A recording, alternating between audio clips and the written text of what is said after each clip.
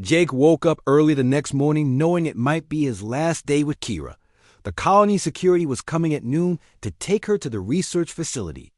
After that, who knew what would happen to her? Kira was already awake, sitting by the window and looking out at the colony.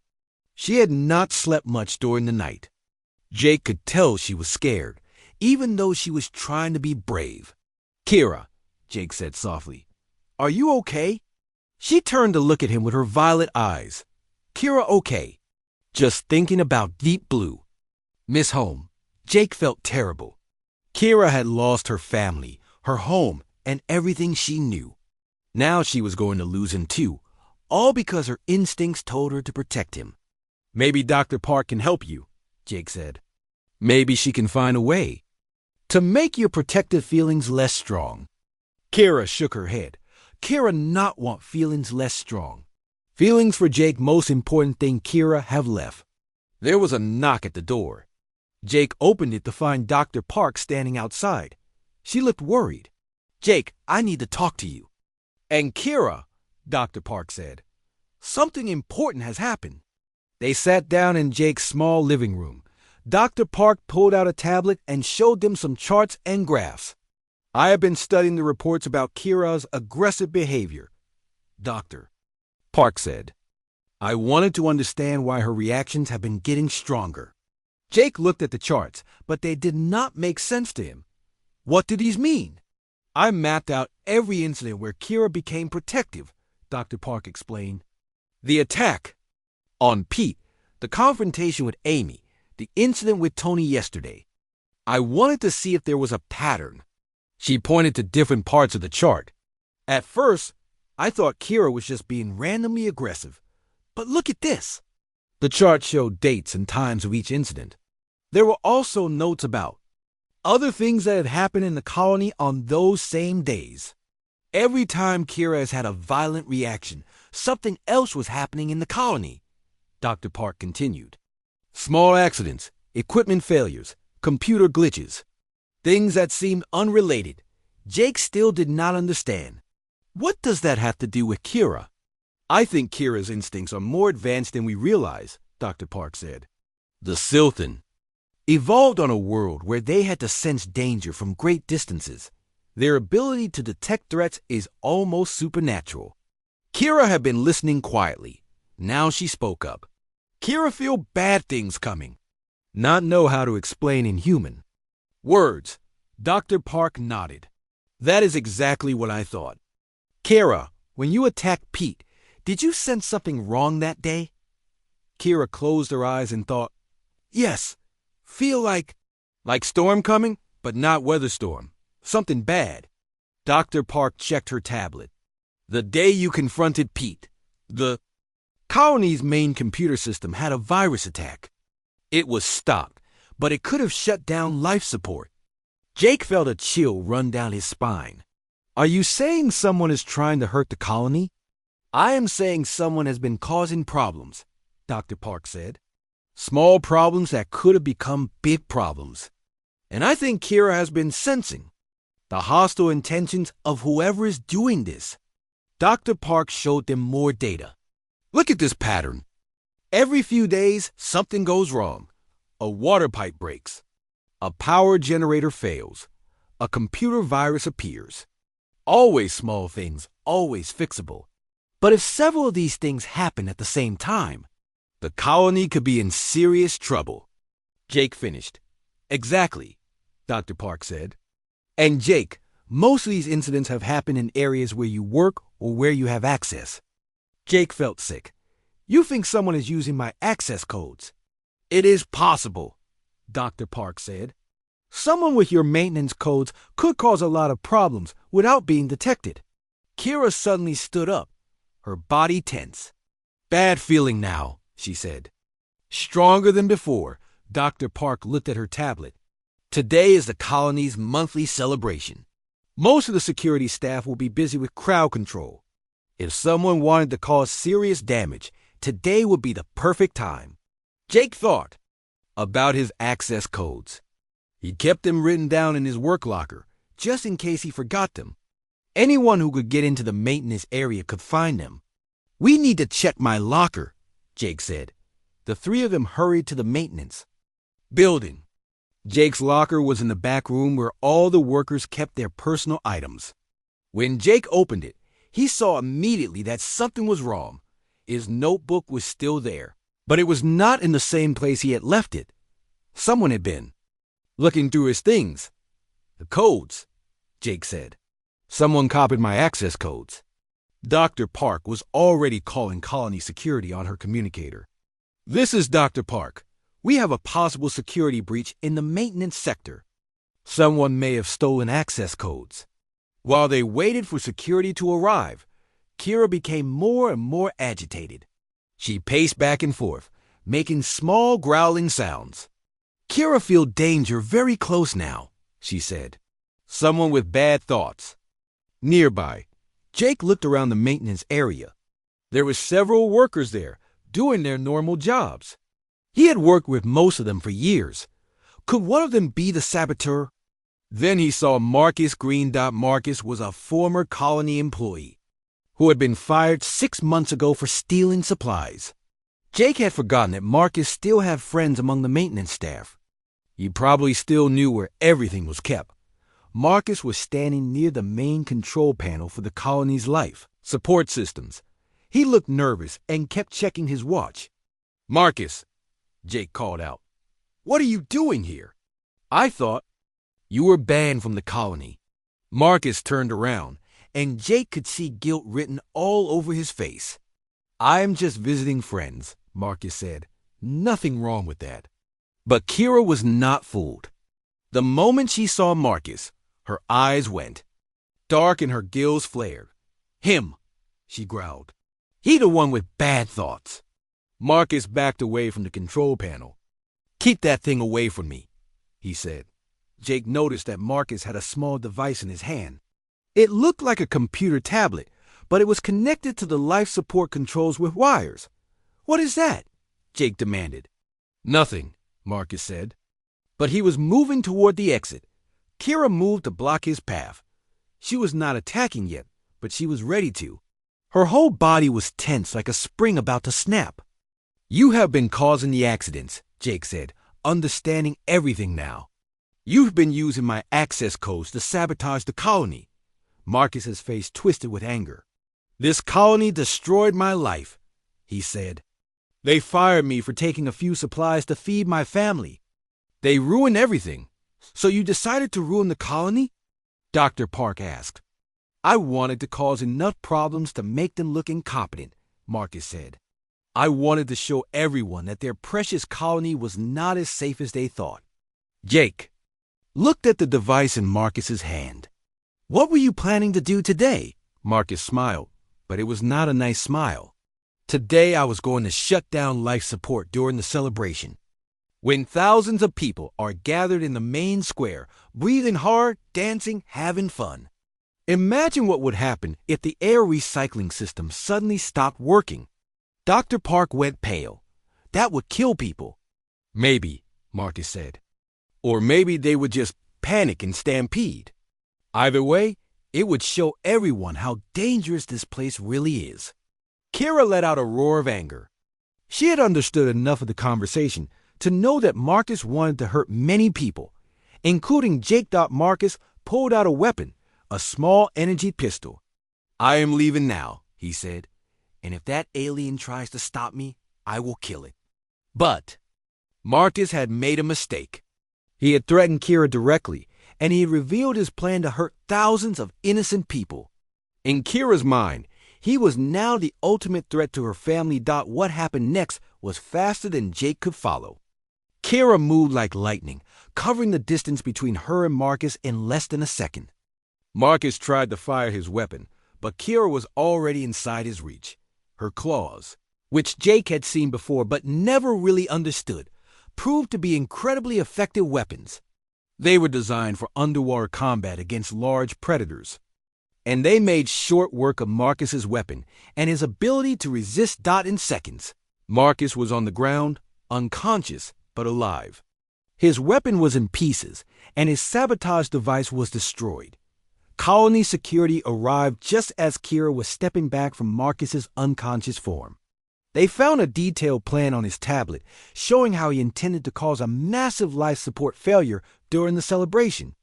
"He was going to kill thousands of people," Dr. Park told the security chief.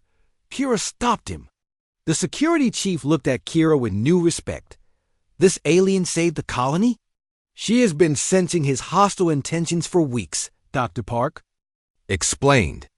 "Every time she became aggressive, it was because she could feel that someone wanted to hurt Jake and the colony. We just did not understand what she was trying to tell us." Jake knelt down next to Kira, who was shaking from the adrenaline of the fight.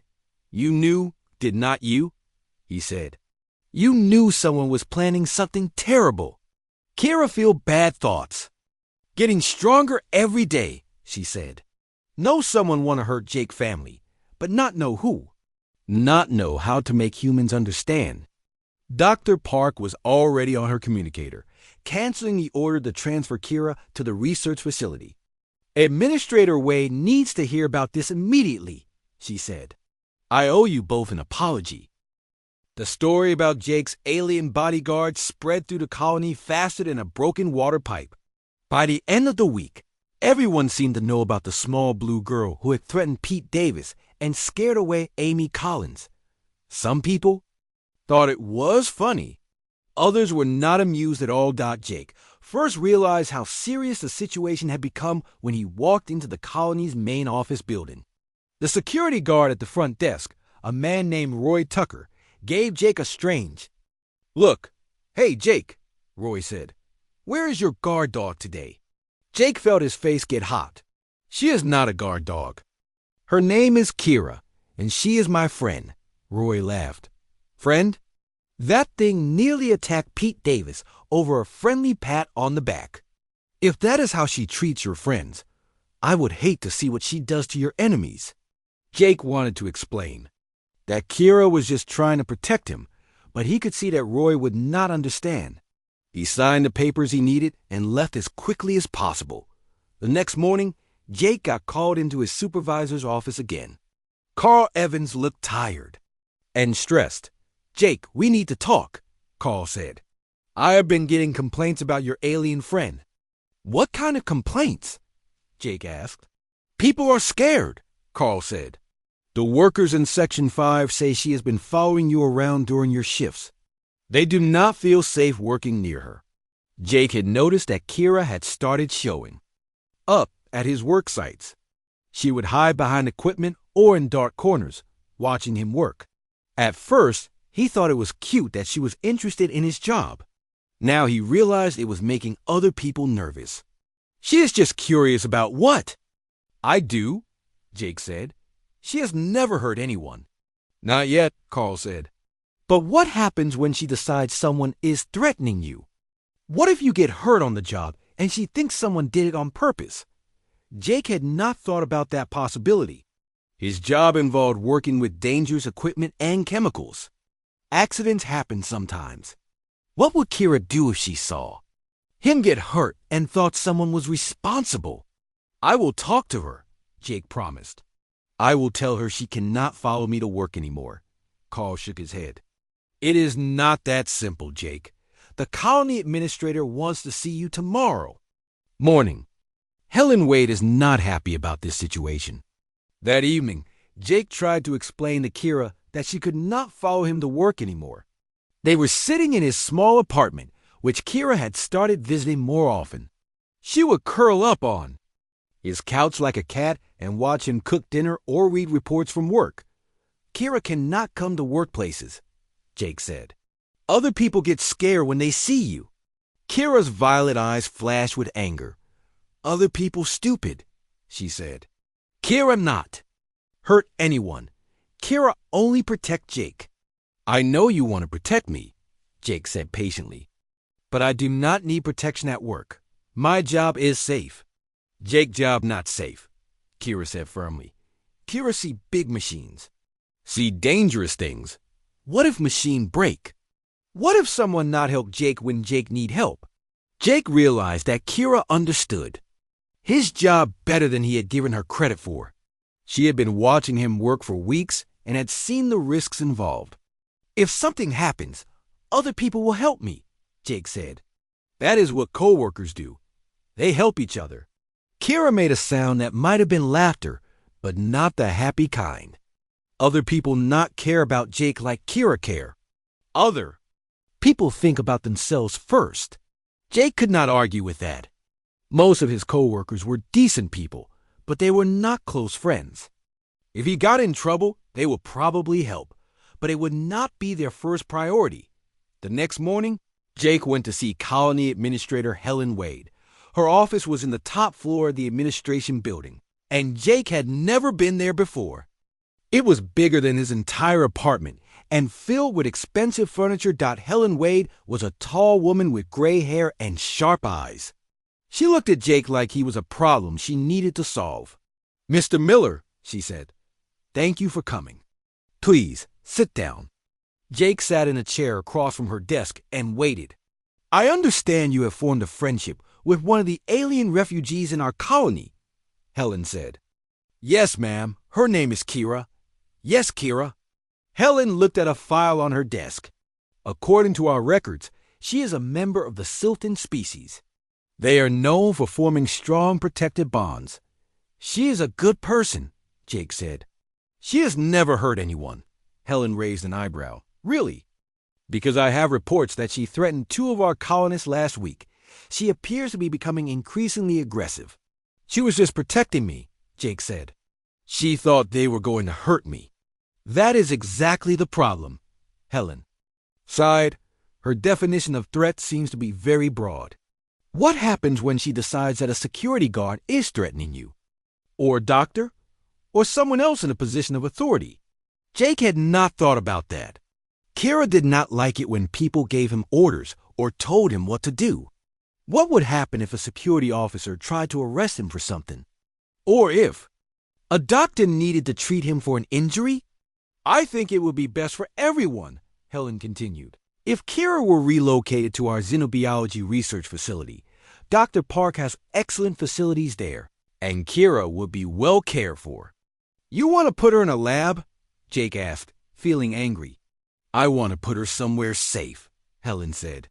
"Safe for her and safe for our colonists. This situation is escalating, Mr. Miller. It is only a matter of time before someone gets hurt." Jake stood up. "Kira is not an animal. She is an intelligent person with feelings. You cannot just lock her up because you are scared of her." Helen's expression hardened. "I can and I will, if necessary. This colony has over 10,000 residents, Mr. Miller. I will not put them at risk because you have developed an attachment to an alien. She has nowhere else to go," Jake said. "I am the only friend she has. That is the problem," Helen said. "She is too attached to you. Dr. Park tells me that Silton bondmates will kill to protect their chosen person. We cannot allow that kind of risk." Jake left the meeting feeling angry and worried. He could not let them take Kira away. But he also could not ignore the fact that her behavior was becoming more extreme. That afternoon, something happened that made everything worse. Jake was working on a broken heating unit in Section 7. The unit was old and temperamental, and Jake had been struggling with it all morning. Finally, he thought he had fixed the problem and turned the unit back on. Something went wrong. Instead of starting normally, the unit made a loud banging noise and shot out a blast of hot steam. Jake jumped backward, but not fast enough. The steam hit his left arm, burning through his sleeve and scalding his skin. "Damn it!" Jake shouted, grabbing his injured arm. His co-worker, Tony Martinez, came running over. "What happened?" "The steam valve blew," Jake said through gritted teeth. "I think my arm is burned pretty bad." Tony looked at the injury and winced. "We need to get you to the medical center. That looks serious." As Tony reached out to help support Jake's injured arm, there was a sound like a wild animal attacking. Kira appeared out of nowhere, moving faster than either man had ever seen anything move. She slammed into Tony, knocking him away from Jake and sending him crashing into a wall. "Kira, no!" Jake shouted, but Kira was beyond hearing. She had seen Jake get hurt, and she had seen Tony reach for him. In her mind, Tony was responsible for Jake's injury. She crouched over Tony's fallen form, her claws extended and her gills flaring wide. The sound coming from her throat was like nothing Jake had ever heard before. Tony was on the ground, dazed but conscious. He looked up at Kira with pure terror in his eyes. "Get it away from me," he whispered. Jake grabbed Kira's shoulder with his good arm. "Kira, stop. Tony did not hurt me. The machine hurt me." Tony was trying to help. For a moment, Kira did not seem to understand. She looked at Jake, then at Tony, then at the broken heating unit. Slowly, the black color faded from her eyes. "Machine hurt Jake?" she asked. "Yes, the machine hurt me," Jake said. "Tony was trying to help me. He is my friend." Kira looked down at Tony, who was still on the ground. For the first time, she seemed to realize what she had done. She backed away from him, her expression changing from anger to confusion. "Kira, sorry," she said quietly. Tony scrambled to his feet and moved as far away from Kira as possible. "That thing is insane," he said. "It could have killed me." Other workers had heard the noise and were starting to gather around. Jake could see the fear and anger in their faces as they looked at Kira. "Everyone just calm down," Jake said. "It was a misunderstanding." "Misunderstanding?" Tony shouted. "That alien attacked me. I was trying to help you, and it tried to tear my throat out." Security guards arrived within minutes. They had clearly been expecting something like this to happen. The lead guard, Sergeant Brown, looked at the scene and shook his head. "Mr. Miller, I'm going to have to ask you to come with us," he said. "You and your alien friend. I need medical." "Attention first," Jake said, holding up his burned arm. "The medics are on their way," Sergeant Brown said. "But after you are treated, we need to talk." As the medics worked on Jake's arm, he watched Kira. She was sitting in a corner, surrounded by security guards. She looked small and frightened. Nothing like the dangerous creature she had seen a few minutes earlier. Jake had been eating lunch with Kira for almost a month when things started to change. At first, the changes were small. Kira would arrive at the food court earlier each day, waiting for him in their usual spot. She would watch the entrance until she saw him coming, then smile and wave. But Jake noticed she was also watching other people more carefully. When someone walked past their table, her violet eyes would follow them until they were gone. If anyone looked at Jake for too long, she would tense up and make small growling sounds under her breath. Jake thought it was just because she was getting more comfortable in the colony. Maybe she was becoming more confident and less afraid of the humans around her. He did not think much about it until the day Pete Davis came back. Pete was working on a repair job near the food court and decided to stop by Jake's table during his break. He was in a good mood and wanted to tell Jake about a funny thing that had happened at work that morning. "Hey, Jake," Pete called out as he walked over. "You will not believe what happened today. That new guy, Tim, got his head stuck in an air vent while trying to fix the fan. We had to use soap to get him out." Pete was laughing as he approached the table. Without thinking, he reached out and punched Jake lightly on the shoulder, the way friends do when they are sharing a joke. The reaction was instant and terrifying. Kira shot up from her chair like a spring had been released. She moved faster than Jake had ever seen her move before, putting herself between Pete and Jake in less than a second. The sound that came from her throat was nothing like the soft purring or musical words Jake was used to hearing. It was a deep, threatening growl that seemed to come from somewhere primal and dangerous. Her violet eyes had changed color, becoming almost black. The slits along her neck opened wide, and Jake could see they were not just marks on her skin. They were actual gills, and they were flaring like an angry animal's. Pete stumbled backward, his face going pale. "What the hell?" he gasped. Kira crouched slightly, her hands positioned in front of her like claws. Jake noticed for the first time that her fingernails were not normal human nails. They were sharp and curved, clearly designed for more than just scratching itches. Kira, stop, Jake said, standing up quickly. Pete is my friend. He was not hurting me, but Kira did not seem to hear him. She was focused entirely on Pete, who was backing away with his hands raised. Other people in the food court had stopped eating and were staring at the scene. Some of them looked frightened, others angry. Kira, please, Jake said, stepping around the table to get closer to her. Look at me. Pete is safe. I am safe. Everything is okay. Finally, Kira's eyes shifted to Jake. For a moment, she looked confused, like she was waking up from a dream. The black color in her eyes faded back to violet, and her gills slowly closed. Jake, okay? She asked, her voice shaky. Yes, I am okay, Jake said gently. Pete is my friend. He was just being friendly. Kira looked at Pete, who was still backing away. He hit Jake, she said firmly. No, he did not hit me, Jake explained. Friends sometimes touch each other like that. It is called being playful. He was not trying to hurt me. Kira did not look convinced. She stayed between Jake and Pete, watching the other man with suspicion. Pete decided he had seen enough. I'm going to go eat somewhere else, he said. That thing is dangerous, Jake. You need to be careful. After Pete left, Jake sat down and tried to get Kira to relax. She was still tense, looking around the food court like she expected more threats to appear. Kira, you cannot do that, Jake said. You scared Pete. You scared everyone. Kira, protect Jake, she said stubbornly. Is Kira's job? No, it is not your job, Jake said. I do not need protection. Pete is my friend. He would never hurt me. Kira shook her head. Kira, no danger. Kira feel when someone want to hurt Jake. Jake was confused. What do you mean? You feel it. Kira struggled to explain in her limited English.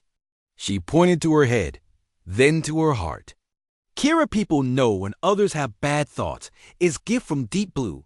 Help Kira people stay safe. Jake remembered what Dr. Park had told him about the Silton being able to sense emotions. Maybe Kira really could tell when someone had bad intentions. But Pete did not have bad intentions.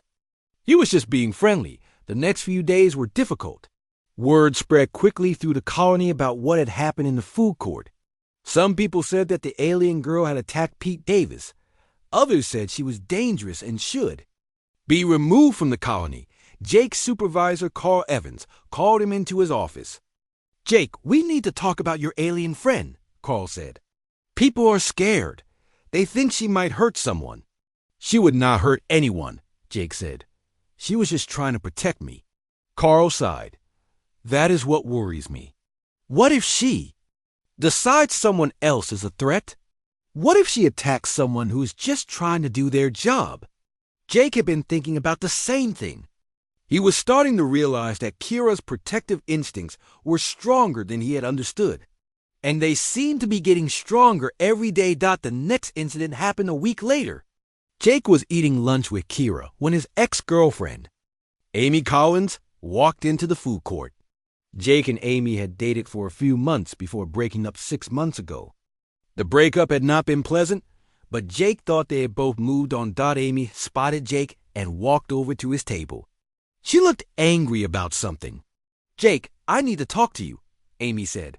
It is about the money you owe me. Jake was confused. What money? The money for the concert tickets I bought last year. You said you would pay me back, but you never did. Jake remembered the tickets. Amy had bought them as a surprise, and Jake had offered to pay her back. But then they had broken up, and in all the drama that followed, he had forgotten about the money. You are right, Jake said. I am sorry. I forgot about that. How much was it? Amy's voice got louder. 50 credits. And I have been waiting for 6 months for you to pay me back. As Amy raised her voice, Jake noticed that Kira was getting tense. She was watching Amy with the same suspicious look she had given Pete. Amy, please keep your voice down, Jake said. I will pay you back. It is not a problem. But Amy was just getting started. She had been angry about the money for months, and now she was letting it all out. "You always did this, Jake. You would promise to do something and then forget about it. That is why I broke up with you. You never follow through on anything." Kira stood up slowly. Jake could see the warning signs now. Her eyes were starting to darken, and her gills were beginning to open. "Amy, stop," Jake said urgently. "Please, just stop talking." But Amy was not paying attention to Jake's tone. She was too focused on her anger. "I should have known better than to trust you. You probably forgot about me the day after we broke up. You never cared about anyone but yourself." That was when Kira moved. She stepped between Amy and Jake, her small body somehow seeming much larger and more dangerous. The sound that came from her throat was even more frightening than the one she had made at Pete. It was a deep, rumbling growl that seemed to vibrate through the air. Amy stopped talking immediately. Her eyes went wide as she looked at Kira, who was crouched in a fighting position. Kira's claws were extended, and her gills were flaring wide. "What is that thing?" Amy whispered. "Her name is Kira," Jake said, standing up quickly. "Kira, please." "Amy is not going to hurt me. She is just upset about money." But Kira was not listening. She took a step toward Amy, making another threatening sound. Amy backed away, her face pale with fear. "Jake, control that thing," Amy said. "It is going to attack me." "She is not going to attack you," Jake said, but he was not entirely sure. Kira looked more dangerous than he had ever seen her. The entire food court had gone quiet. Everyone was staring at the scene, waiting to see what would happen next. Some people were already moving toward the exits. "Kira, look at me," Jake said firmly. "Amy is leaving. She is not a threat." Kira's eyes shifted to Jake, but she did not relax. She was still ready to fight. Amy decided she had had enough. "Forget the money," she said. "I am getting out of here before that thing kills me." She hurried away, looking back over her shoulder to make sure Kira was not following her. Only after Amy was completely gone did Kira start to relax. "Why did you do that?" Jake asked her. "She make Jake sad," Kira said. "She say mean things." Kira not let anyone hurt Jake's feelings. Jake realized that Kira was not just protecting him from physical danger. She was protecting him from emotional harm too. In her mind, anyone who made him upset was a threat that needed to be dealt with. "Kira, people argue sometimes," Jake explained. "Friends and family sometimes say things that hurt each other's feelings. But that does not mean they are dangerous." Kira shook her head. Kira people not hurt family with words. If someone hurt family, family fight back. Jake was beginning to understand how different Kira's culture was from human culture. For the Sylphan, protecting family meant protecting them from all harm, including emotional harm. And somehow Jake had become her family. That evening, Jake went to see Dr. Park. He needed to understand what was happening to Kira and why her protective behavior was getting stronger. "It is called bondmate syndrome," Dr. Park explained. "When a Sylphan forms a strong attachment to someone, they become extremely protective. In the wild, this helped them survive in a dangerous ocean environment." "Kira does not see it that way, Doctor." Jake arrived at the food court the next day at exactly 12:30. He had been thinking about Kira all morning while he worked on the water pipes in Section 3. He wondered if she would actually show up, or if yesterday had been just a one-time thing. As he walked into the food court with his lunch tray, he looked toward the corner table where he had found her yesterday. She was not there. Jake felt a little disappointed. Maybe she had moved on to another part of the colony, or maybe she had been scared away by all the staring and whispering. He sat down at the same table he had used yesterday and started eating his burger. After a few minutes, he noticed movement in the shadows near the wall. Kira stepped out carefully, looking around to make sure no one was watching her.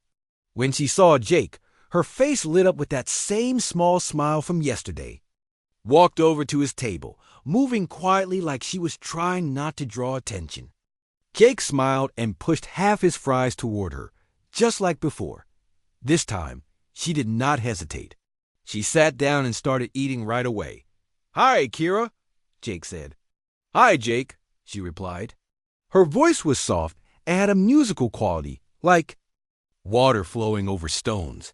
They ate in comfortable silence for a while. Jake noticed that Kira ate the fries in a strange way. She would take small bites and chew very slowly, like she was trying to make them last as long as possible. He realized she was probably still very hungry. The next day, Jake brought extra food. He ordered 2 servings of fries and an extra sandwich. When he sat down with Kira, he pushed most of the food toward her. She looked surprised and pointed to herself with a questioning expression. "Yes, for you," Jake said. "You need to eat more." Kira made that purring sound again and began to eat. As she ate, she started making small sounds that Jake thought might be words in her language. They sounded like water bubbling or waves hitting rocks. Over the next few days, Jake and Kira developed a routine. Every day at lunchtime, they would meet at the same table. Jake would bring extra food, and they would eat together. Slowly, Kira began to trust him more. She would arrive earlier and wait for him instead of hiding in the shadows. Jake started teaching her simple English words. You would point to things and say their names. "Table," he would say, touching the table. "Food," he would say, holding up a fry. "Water," he would say, showing her his drink. Kira was a fast learner. Within a week, she knew dozens of words. She would repeat them back to Jake, her accent making them sound musical and strange. "Table," she would say, but it came out like ta-boo. Food became food. Water was water. As her English improved, Jake learned more about her. She came from a place she called the Deep Blue. When she tried to describe it, she would make flowing motions with her hands and say words that sounded like ocean waves. Jake guessed she was from a water world somewhere far away. She was alone. That much was clear. When Jake asked about her family, Kira would make sad sounds and shake her head. She would point to the sky and then put her hand over her heart. Jake understood that her people were far away, and she missed him. One day, Jake noticed that Kira had been watching him work. He was fixing a broken light panel near the food court when he saw her hiding behind a pillar, observing everything. He did. When he finished and walked over to her, she pointed to his tools and said, "Jake make fix?" "Yes," Jake said. "I fix things. That is my job." Kira nodded seriously. "Jake good at fix," she said. "Kira see you make broken things work." Again, Jake felt proud that she had been watching him work. No one else seemed to notice or care about what he did. Most people only called him when something was broken, and they needed it fixed quickly. As the days passed, Jake noticed that other people in the colony were starting to talk about him and Kira. Some people thought it was strange that he ate lunch with an alien every day. Others seemed worried that Kira might be dangerous. Jake's supervisor, a man named Carl Evans, pulled him aside one day after work. "Jake, people are talking about you and that alien girl," Carl said. "Maybe you should be more careful." "We don't know anything about her kind." "She is not dangerous," Jake said. "She is just hungry and alone." Carl shook his head. "That may be true, but people are nervous. Some of the workers have been asking questions. Maybe you should find somewhere else to eat lunch." Jake did not like that idea. "The food court is for everyone," he said. "She has just as much right to be there as anyone else." Carl sighed. "Just be careful, Jake. If there are any problems, it will be your responsibility." That evening, Jake could not stop thinking about what Carl had said. He liked eating lunch with Kira. She was quiet and peaceful, and he enjoyed teaching her new words. But he did not want to cause problems for anyone. The next day at lunch, Jake decided to ask Kira about her past. He had been curious about how she had ended up on the colony, but he had not wanted to push her to talk about painful things. "Kira," he said carefully, "how did you come to this place?"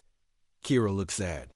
She pointed to the sky and made a motion like something falling. "Big ship," she said. "Many Kira people." Ship broken. Kira fall down here. Jake understood. Her ship had crashed, and she had been separated from her people. That explained why she was alone and hungry. Where are your people now? Jake asked. Kira shook her head. Kira not know. Maybe far away. Maybe ... She made a gesture that Jake interpreted as death. Jake felt sorry for her. She had lost everything and everyone she cared about. No wonder she seemed so grateful for his friendship. As they continued to meet every day, Jake noticed that Kira was getting stronger. She was no longer as thin as she had been when he first saw her. Her skin had more color, and her eyes were brighter. The food was helping her recover, but Jake also noticed something else. Kira was becoming more protective of him. When other people came near their table, she would tense up and watch them carefully. If anyone stared at Jake too long, she would make small growling sounds under her breath. One day, a man named Pete Davis from Jake's work team came over to their table. Pete was a friendly guy who liked to joke around. He walked up behind Jake and slapped him on the back. "Hey, Jake! How is the alien girlfriend treating you?" Pete laughed. The reaction was immediate. Kira jumped up from her chair and stepped between Pete and Jake. She made a sound that Jake had never heard before. It was low and threatening, like a growl mixed with a hiss. Her violet eyes became dark and dangerous. Pete stepped back, startled. "Whoa, what is wrong with her?" "Kira, it is okay," Jake said quickly. "Pete is my friend. He was just being friendly." Kira looked at Jake, then at Pete, then back at Jake. Slowly, she sat back down, but she kept watching Pete with suspicion. Pete left quickly, muttering about crazy aliens. Jake was confused by Kira's reaction. She had never acted like that before. "Why did you do that?" Jake asked her. Kira had trouble explaining in her limited English. She pointed to Pete, then to Jake, then made a pushing motion.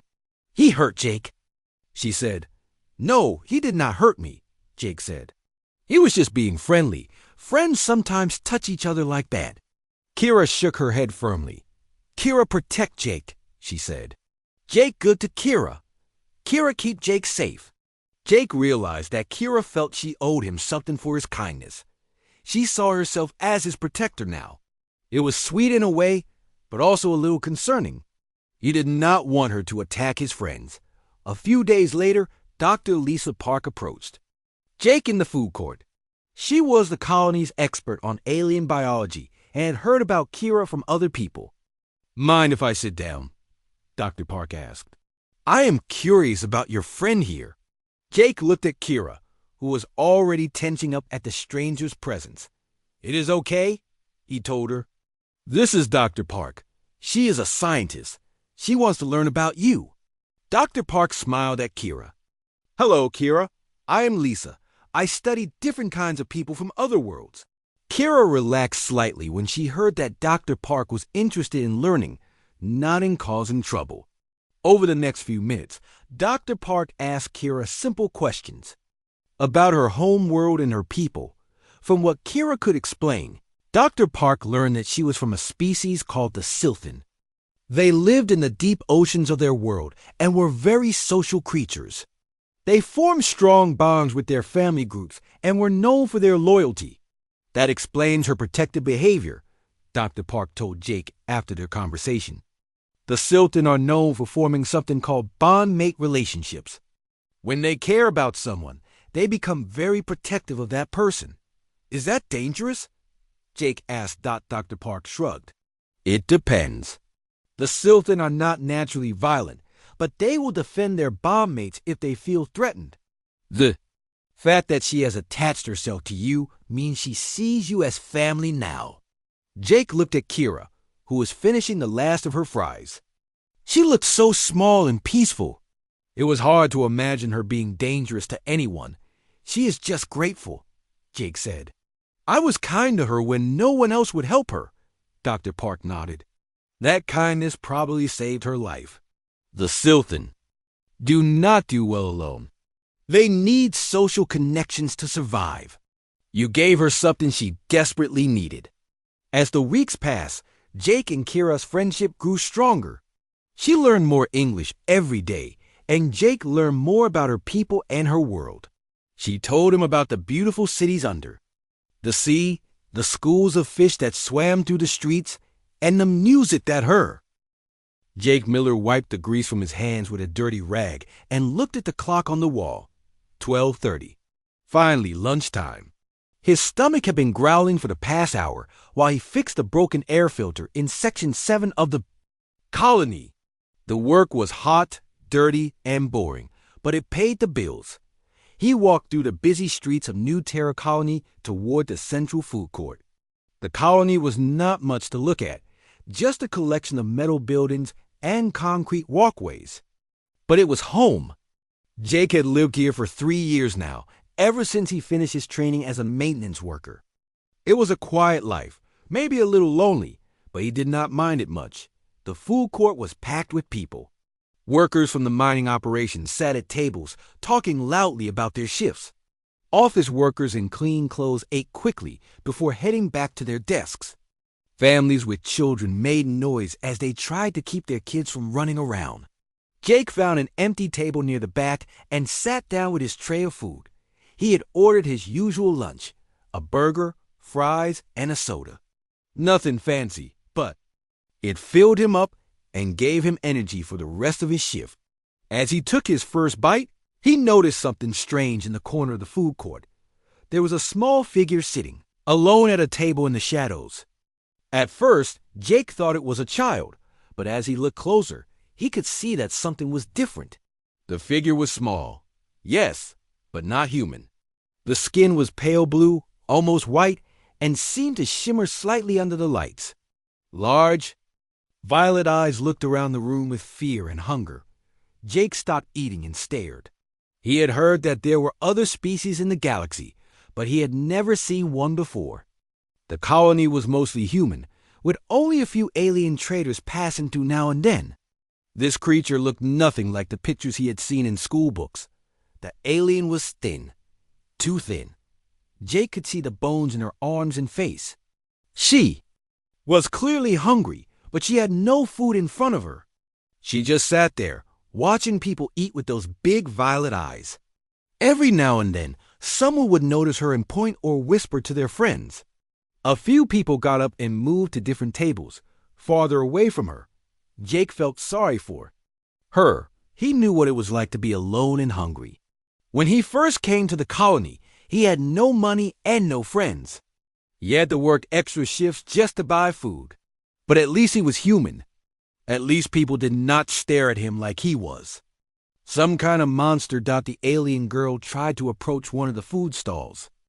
Jake watched as she walked slowly toward the counter where they sold sandwiches. The man behind the counter saw her coming and shook his head. He waved his hand at her, telling her to go away. She backed off quickly, returning to her table with her head down. She tried again at another stall. This time, the woman selling soup actually yelled at her, "Get out of here! You are scaring my customers." The alien girl ran back to her corner, and Jake could see that she was shaking. Other people in the food court were starting to notice the situation. Some looked angry, others just uncomfortable. Jake heard someone say, "Why do they let those things in here?" Another person suggested calling security to remove her. Jake looked down at his tray of food. He had barely touched his burger and had not even started on his fries. His stomach was full enough, but the alien girl looked like she had not eaten in days. He thought about his mother, who had always taught him to help people who needed it. "If you have more than you need, share it with someone who has less," she used to say. Before he could change his mind, Jake picked up his tray and walked over to the alien girl's table. She looked up at him with those large violet eyes, and he could see fear there. She probably thought he was going to tell her to leave, just like everyone else. "Hi," Jake said softly. He sat down across from her and put his tray on the table. The alien girl did not move. She just stared at him like she could not believe what was happening. Jake pushed half of his fries toward her. "You look hungry," he said. "Want some?" The alien girl looked at the fries, then at Jake, then back at the fries. She did not reach for them right away. Jake could tell she was trying to figure out if this was some kind of trick. He took one of his own fries and ate it, showing her that the food was safe. Slowly, carefully, the alien girl reached out and took one fry. She held it up to her nose and smelled it. Then she put it in her mouth and chewed. Her violet eyes got wider, and she made a small sound that might have been happiness. "Good?" Jake asked with a smile. The alien girl nodded quickly and reached for another fry. This time she ate it faster. Jake pushed the rest of the fries closer to her and started eating his burger. He tried not to stare at her, but it was hard not to. Be curious. Her skin really did shimmer, and he could see what looked like small slits along her neck. Maybe she was from a water world. As she ate, the alien girl kept looking at Jake like she could not believe he was being kind to her. Jake noticed that other people in the food court were staring at them now. Some looked confused, others looked disapproving. He heard someone whisper, "What is that guy doing?" Jake ignored them. The alien girl was clearly starving, and she was not hurting anyone. He did not understand why people were so afraid of her. She was small, probably not even 5 feet tall, and she looked more scared than scary. When she finished the fries, the alien girl looked at Jake and made a sound that was almost like a purr. She pointed to herself and said something in a language Jake did not understand. It sounded like water flowing over rocks. "I am Jake," he said, pointing to himself. "Jake." The alien girl repeated the word, but it came out sounding different with her accent. "Jake," she said. Jake laughed. "Close enough." He pointed to her. "What is your name?" She made the flowing water sound again, but then she seemed to think about it. She pointed to herself and said, "Kira." "Kira," Jake repeated. "That is a pretty name." Kira smiled for the first time since Jake had been watching her. It was a small smile, but it made her whole face look different. Less afraid, more hopeful. Jake finished his burger and looked at his watch. His lunch break was almost over, and he needed to get back to work. But he did not want to just leave Kira sitting there alone. He pulled out a napkin and drew a simple picture of the food court. Then he drew a clock and pointed to the numbers. "Tomorrow," he said, pointing to the clock, "same time, I will be here." Kira looked at the napkin, then at Jake. She nodded slowly. Jake stood up and collected his tray. "See you tomorrow, Kira." As he walked away, he could feel people staring at him. He heard someone say, "That guy is crazy, talking to that alien like it is a person." But Jake did not care what they thought. He had done the right thing. His mother would have been proud of him. And maybe, just maybe, he had made a new friend. Behind him, Kira watched him go with her violet eyes full of something that looked like hope. For the first time in many days, she was not alone. Someone had been kind to her. Someone had shared their food with her. Someone had treated her like she mattered. Tomorrow, she would be waiting for him. Jake did not know it yet. But his simple act of kindness had just changed both of their lives forever. The alien girl named Kira would never forget what he had done for her, and she would never let anyone hurt the human who had shown her compassion when no one else would. The bond between them had already begun to form, though neither of them understood what that would mean. For now, it was enough that a hungry alien had been fed, and a lonely human had made a friend. The food court returned to its normal noise and activity, but something had changed. A line had been crossed, a connection made between two very different beings, and in the days to come, that connection will grow stronger than either of them could imagine.